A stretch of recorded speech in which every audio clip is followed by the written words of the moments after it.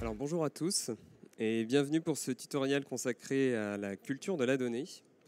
Pour commencer, je vais me présenter, je m'appelle Damien Chaudet, je suis manager au bureau de Rennes au sein des équipes de KPMG. J'interviens sur des missions de conseil en système d'information, donc ça va de la mise en place de tableaux de bord, de projets de business intelligent jusqu'à l'accompagnement de nos clients dans le cadre de mise en place de RP. Alors pour commencer, je vais vous faire participer. Est-ce que ceux qui ont utilisé un GPS ou Waze pour venir ce matin peuvent lever la main? C'est quasiment tout le monde. Maintenant, est-ce que ceux qui utilisent un GPS pour aller faire leurs courses ou chercher le pain peuvent lever la main? N'ayez pas honte. Bon, il y a beaucoup moins de monde. Ce que je veux vous faire passer comme message ici, c'est que piloter son entreprise sans les données, c'est un petit peu comme conduire sans GPS. C'est-à-dire qu'il est simple d'aller dans un endroit qu'on connaît. Par contre, c'est beaucoup plus compliqué d'aller dans un endroit qu'on ne connaît pas. Alors, le message que je veux vous faire passer, ce n'est pas d'exploiter de la donnée parce que c'est dans l'air du temps, parce que vous en entendez parler sur LinkedIn ou sur d'autres échanges, mais ça correspond bien à un contexte et à un besoin pour l'entreprise. Dans les éléments de contexte, on a par exemple 80% des entreprises, donc 8 entreprises sur 10, qui ont engagé un processus de transformation digitale. Alors bien évidemment, il y a des niveaux de maturité qui sont différents, mais ça c'est un fait. La deuxième chose, qui n'est pas forcément nouvelle, mais pour laquelle on constate une évolution beaucoup plus rapide que par le passé, c'est la multiplication des données dans l'entreprise. Avant, on avait des fortes volumétries, surtout dans les grandes entreprises, mais maintenant, ce qu'on constate, c'est que même dans les PME, même dans les ETI, on a énormément de données qui sont générées par le SI.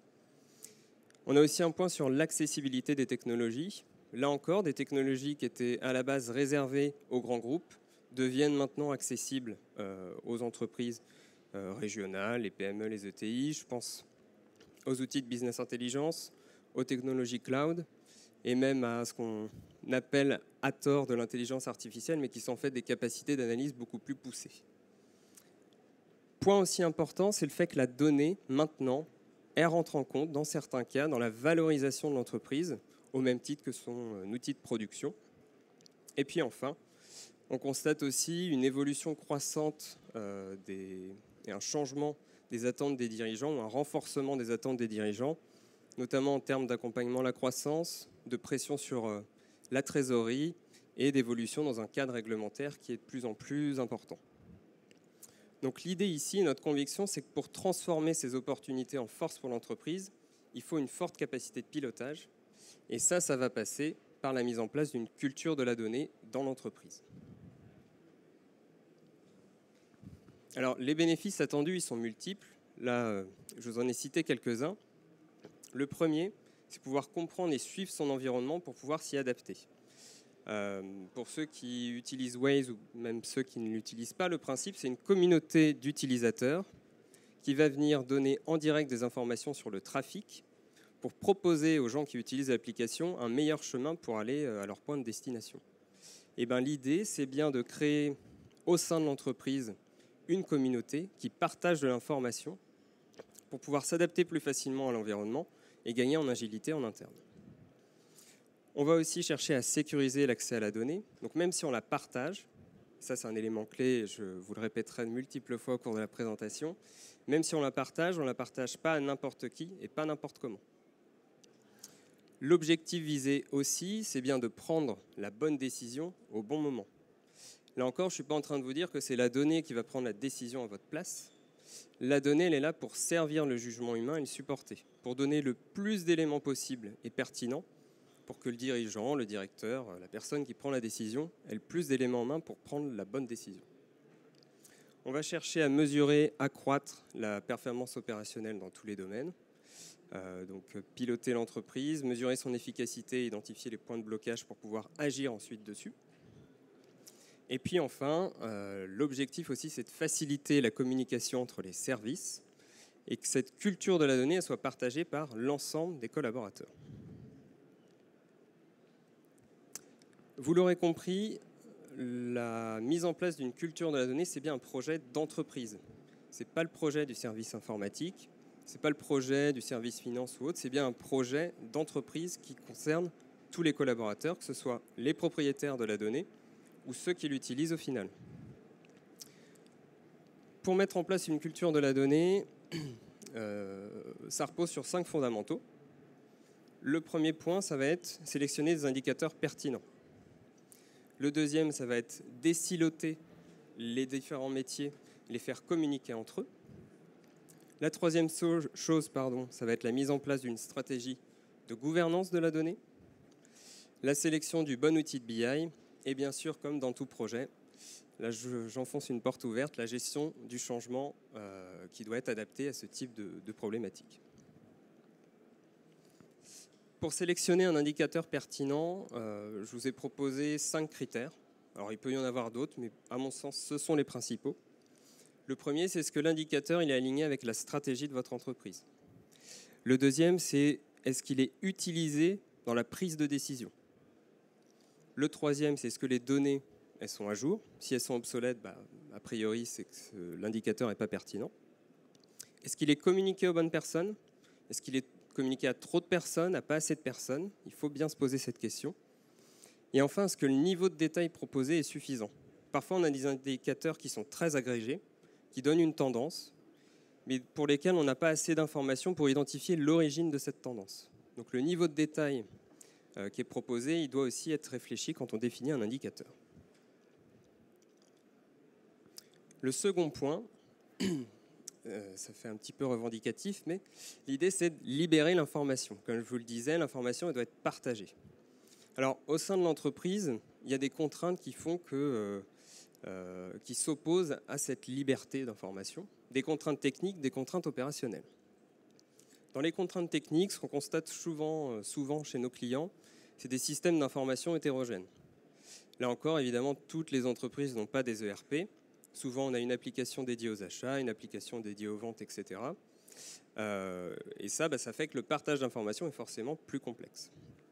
On a aussi l'absence d'échange entre ces données. On va avoir des référentiels indépendants de chaque côté. Des systèmes qui sont très vieux. Peut-être qu'il y en a parmi vous, dans leurs entreprises, il y a encore de l'AS400, qui ressemble un peu à du Minitel. Voilà. Et puis aussi l'absence de solutions de partage.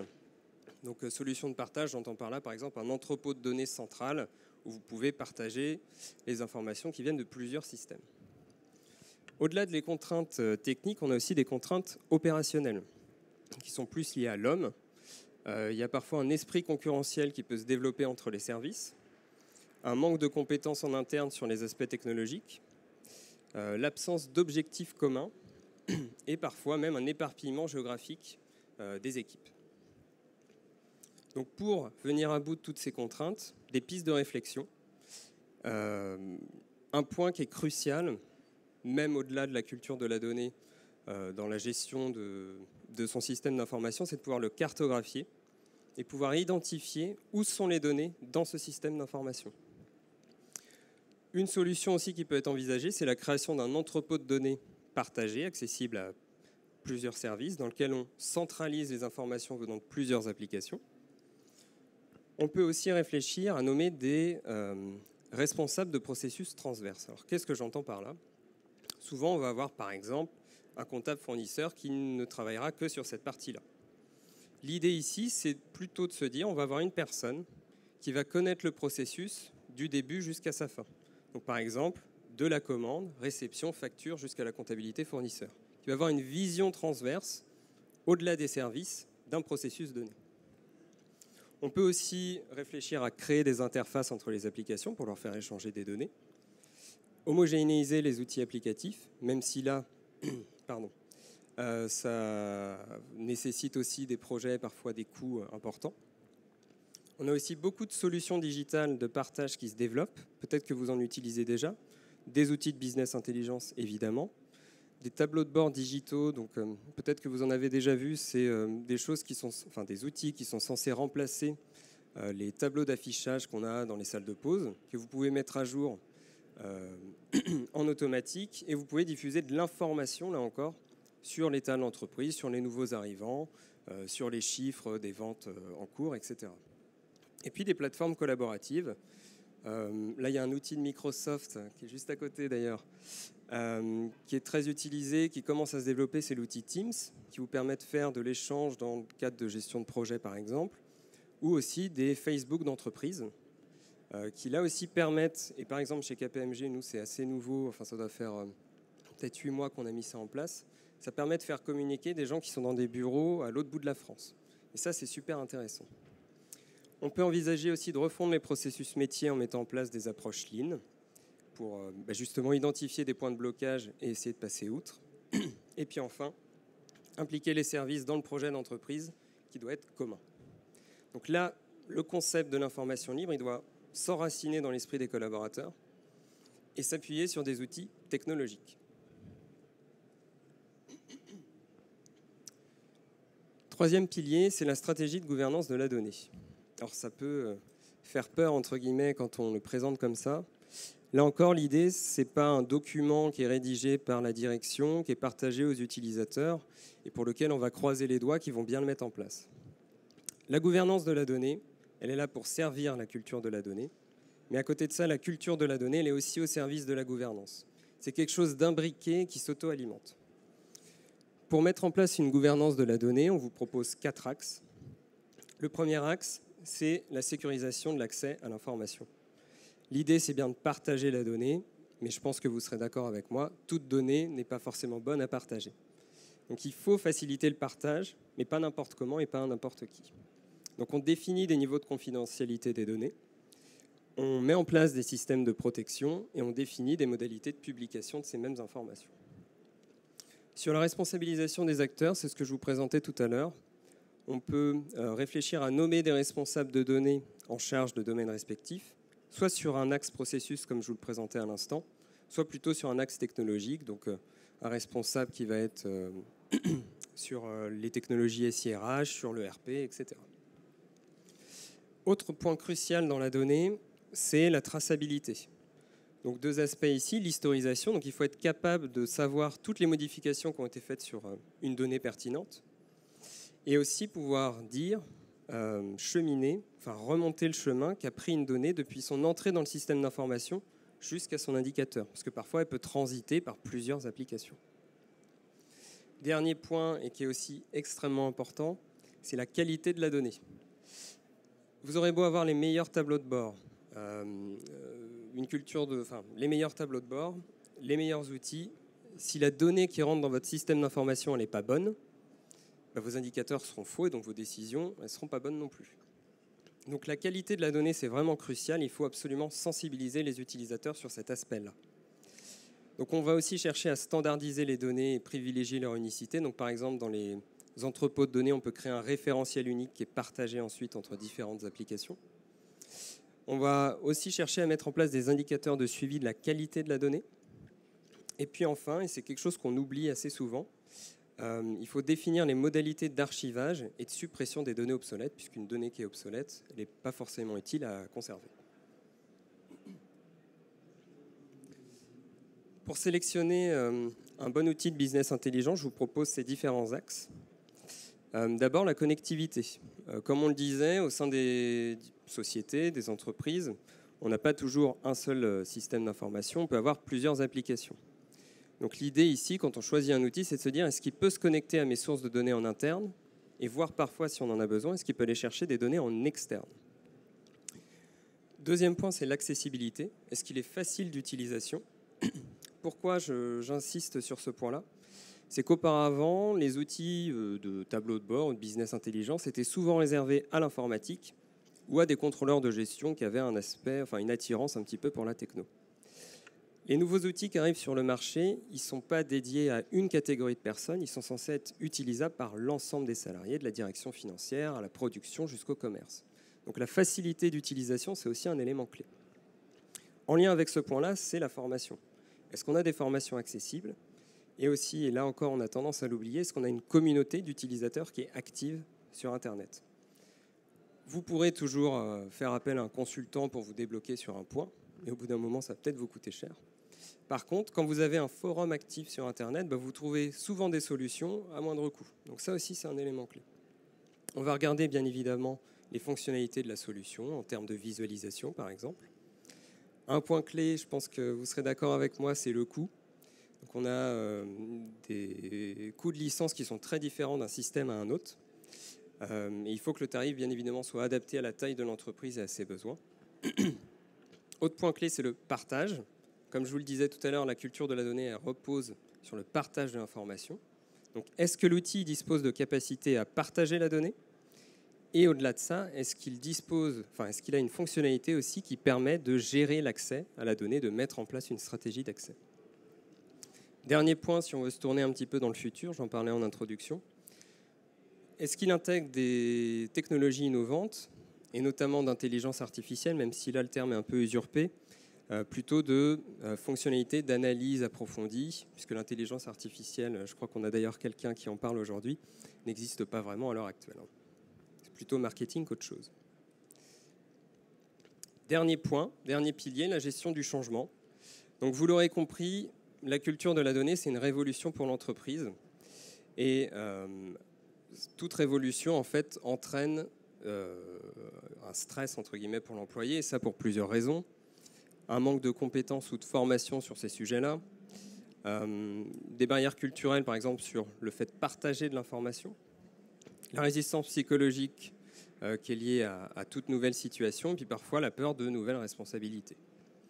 Donc nous, on propose 4 principaux axes pour travailler sur la gestion du changement dans le cadre d'un projet de culture de la donnée. Sensibiliser aux enjeux pour l'entreprise et à tous les salariés d'un tel projet. Former, et ça c'est clé aussi, les collaborateurs, aux nouveaux outils et aux nouvelles pratiques. Animer une communication adaptée en multipliant les supports de communication.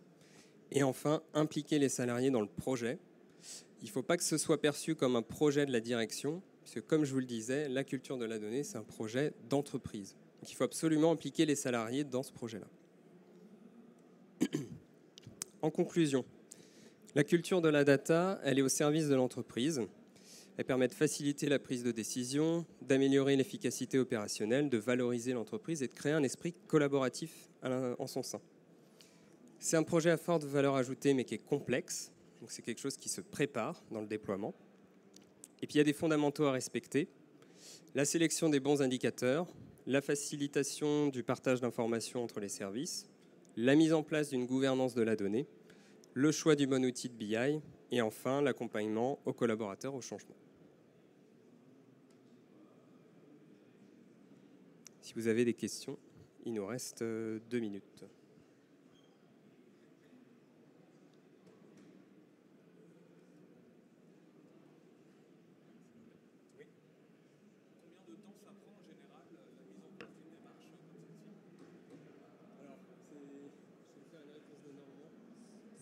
Vraiment de la taille de l'entreprise. Pardon. Alors, la question, je ne sais pas si tout le monde a entendu, c'est combien de temps ça prend? Ça dépend d'énormément de critères. Ça dépend déjà de l'entreprise. Est-ce qu'on est sur des modes de fonctionnement assez anciens? Est-ce qu'on est sur une entreprise qui est nouvelle? Ça dépend du degré de maturité technologique. Ça dépend de la taille. Enfin, il y a énormément de critères, mais c'est sur le temps long, évidemment, que ça se fait, puisque pour inculquer une culture aux personnes, ce n'est pas quelque chose qui se fait en un claquement de doigts. Donc, je ne vais pas me statuer sur un temps, mais c'est quelque chose de plusieurs mois, ça c'est évident.